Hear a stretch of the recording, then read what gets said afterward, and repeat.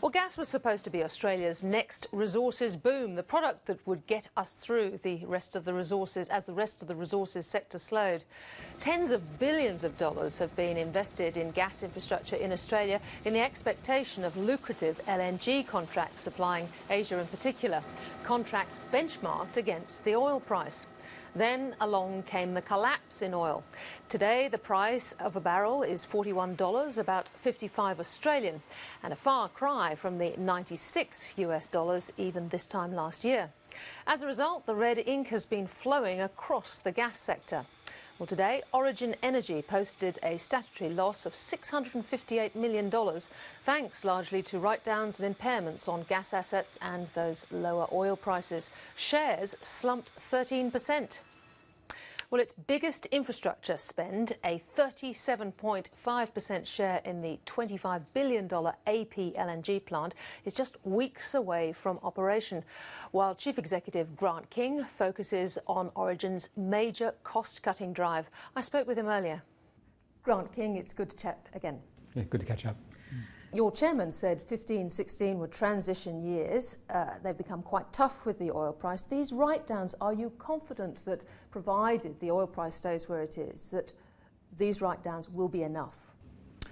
Well, the write-downs of our upstream assets do involve a view about future oil prices, and we were quite clear when we announced those write-downs that we have a view that oil prices will rise to around $80 US sometime in the early 2020s. That's quite some time away. And I think with all companies who look at their carrying values, they do have a view of the future, and they're all very clear about what that view is. But you're expecting the oil price to remain depressed, and that reflects the level of write-downs that you've Correct. We would have to say that in the short term, it's very hard to see any rapid turnaround in oil prices, and one runs business on the basis that oil prices will remain lower for longer. AP LNG, it's just about to come on stream after 7 years. Now, there was some question in the analyst community about the agreement you have with your major taker of the gas, Sinopec, given the conditions in China. That is definitely a take or pay, and that contract is not going to be renegotiated to the disadvantage of Origin. So the Sinopec contract and the Kansai contract are typical of contracts in industry. They have high levels of take or pay. They have limited amounts of capacity to vary those contracts as part of the normal contract terms. And we have absolutely no reason to believe that Sinopec and Kansai won't continue to meet their obligations under those agreements. You had some interesting numbers around AP LNG today. Your investment decision was made assuming that oil was at about $100 a barrel Australian. Now, your cash flow at that point would be about $900 million a year. This, of course, at current levels comes down, I would think, to under $200 million a year for starting 2017. Is that right? Well, at today's US dollar oil price in Australian dollars, that cash flow would probably be closer to $300 million a year contribution from AP LNG. And yes, you're absolutely right in your analysis that if we were receiving a dollar oil price equivalent to what it was when we took FID, it would be about $900 million. So 900 down to about 300 at current, say, sub $50 US dollar oil prices. Now, will those sort of levels work for you? Because I noticed that you're also having to put in before then another, $500 million of cash to finish the development, aren't you?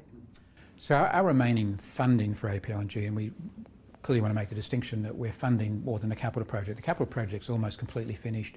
Capital costs haven't changed for 12 months or so, but we still have to ramp that project up and generate sufficient revenues to cover AP LNG's costs. So it's got operating costs and it's got to keep spending money drilling wells. Now, that tail of cash flow is what we call funding, and we've got $1.8 billion of funding to go, at which point AP LNG would become self-funding. And of course, at today's prices, we would expect to receive our share from, say, FY17 on when it's fully online, around $300 million at today's prices. So you're able, going forward, though, to commit to continuing to have a 50% dividend payout for shareholders? 50 cents, yes. 50 cents dividend per share, yeah. Now, that payout ratio this year was about 80%, 81%. In terms of cash flow per share, it's quite a bit less than that because our cash flow is pretty strong, because we have significant cash flow coming from businesses unaffected by the oil price. Yeah. Grant, you've divided the investment community over just how big a capital commitment APLNG will be. There are some questioning your ability to have the cash flow now to invest in commercialising, your undeveloped resources like Ironbark. Is that going to cramp your style a lot? Well, I don't know about cramping my style. I mean, look, at the end of the day, the view we have is that if you like, the export value of Australian gas is still very robust and quite a bit higher than it's been for all of the history of the gas industry prior to LNG coming along. So it was the case that gas in Eastern Australia was worth $3 or $4 a gigajoule, and you could only produce it at the rate that the domestic market could use it, which was about 600, 650 petajoules a year. Now, even at the low oil prices we see today, the equivalent spot price for LNG is more like, say, $10 of that order. And therefore, the incremental cost of development still looks very attractive into both that export market and, of course, the domestic market, which reflects the same price. Now, we've not yet made a decision to commit capital to a project like Ironbark, where we believe Ironbark will be a robust project. And whether its time comes in the next 6 months or the next year or the next 2 years, its time will almost certainly come, because we also expect all of those LNG plants to probably operate at a higher level of production than their nameplate capacity, so they will be calling for more gas. And in the meantime, of course, you've embarked on quite a major cost-cutting campaign. I think you're losing 800 employees on the sort of functional, non-operational side.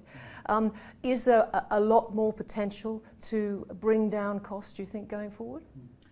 So we've already announced, in respect of our role as upstream operator for APLNG, a program to take $1 billion a year out of costs. That seems an incredible amount of money, yeah. Yeah, and that's coming out of the cost structure that existed through the development phase. So not surprisingly, when you've got just not one big project, but 2 or 3 big projects, costs tend to get pushed up a little bit.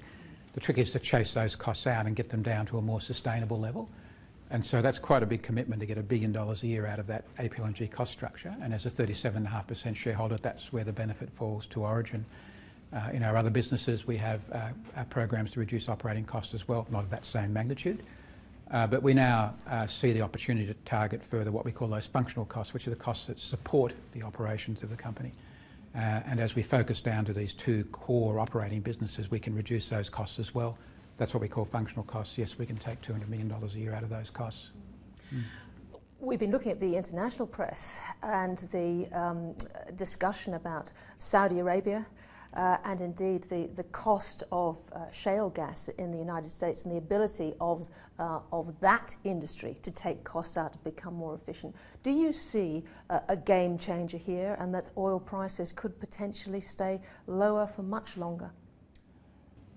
Look, I wouldn't be on my own in saying we'd have to presume oil prices will stay lower for longer. That would be the first point. Secondly, I don't think many are forecasting oil going back to US $100 a barrel or above in any time frame soon.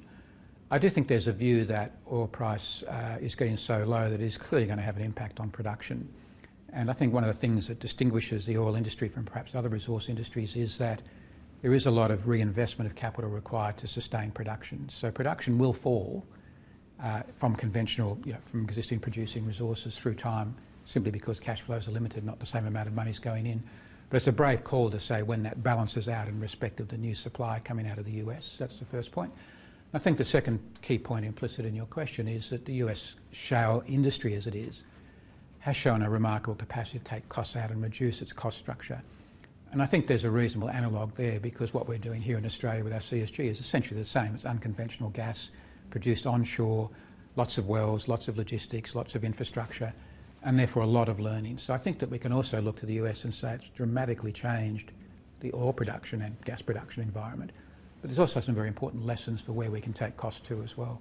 You're clearly putting chips on solar, and you're looking at break even the year after next, I think.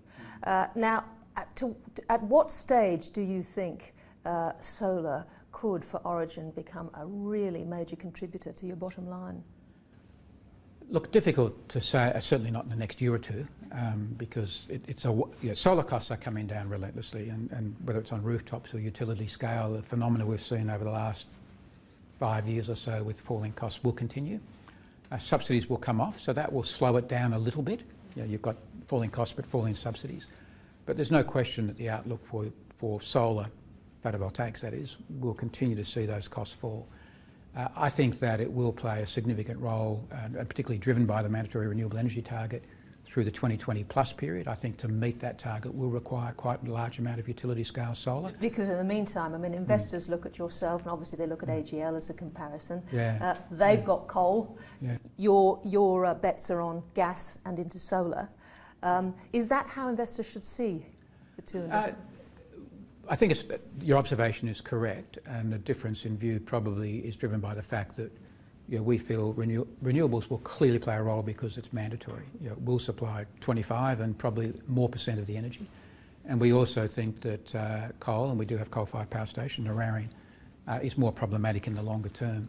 So we have deliberately, in a sense, left ourselves short of those coal assets and left ourselves open to the opportunity in renewable assets.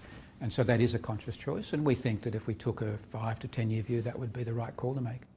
Grant King, always fascinating to talk to you. Thank you very much for joining me. Thank you, Tikki. Thanks.